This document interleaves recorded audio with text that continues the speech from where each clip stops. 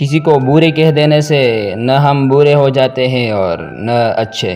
اپنی زبان سے ہر شخص اپنا ظرف دکھاتا ہے، دوسرے کا عکس نہیں۔ ہمیشہ سچ بولو تاکہ تمہیں قسم کھانے کی ضرورت نہ پڑے۔ اپنے اندر پرندے کی عاجزی پیدا کرو جو آسمان کی بلندیوں کو چھو کر بھی اپنی گردن جھکا کر رکھتا ہے۔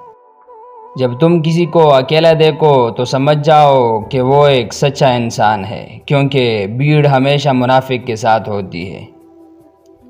خاموشی ایک عظیم نعمت ہے، خاص طور پر اس وقت جب اختلافات زیادہ ہو، آوازیں بلند ہو، علم کی کمی ہو اور دلیل کی کوئی اوقات نہ ہو۔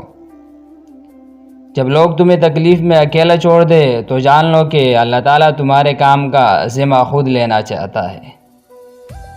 جب تک تو برائی سے بیزار نہیں ہو جائے تب تک نیکی کو کبھی حاصل نہیں کر سکتا۔ شہد کے سوا ہر میٹھی چیز میں زہر ہے اور زہر کے سوا ہر کڑوی چیز میں شفا ہے۔ نا امید شخص ہر اچھا موقع بھی گنوا دیتا ہے اور پر امید شخص ہر پریشانی میں بھی موقع تلاش کر لیتا ہے۔ غرور اور غفلت کا نشہ شراب سے بھی زیادہ ہوتا ہے۔ جو اس نشے میں مبتلا ہو جاتا ہے وہ جلدی ہوش میں نہیں آتا۔ کوئی تم سے روٹھ جائے اور پھر وہی تم سے ملنے کو ترسے تو اسے کبھی مت کھونا، کیونکہ وہ تم سے بہت زیادہ پیار کرتا ہے۔ زندگی تکا دینے والی چیز ہے اور جب تک تم تک جاؤ تو اپنے رب کو یاد کرو، کیونکہ سکون تو صرف اللہ تعالیٰ کے ذکر میں ہے۔ تمہارے نفس کی قیمت جنت ہے، اسے جنت سے کم قیمت میں نہ بیچنا۔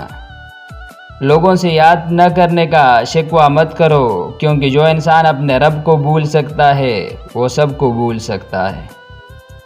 محبت کا اصل حقدار تو تمہارا رب ہے، تم بس اپنے رب کے آگے جھکو، وہ کسی اور کے آگے جھکنے نہیں دے گا۔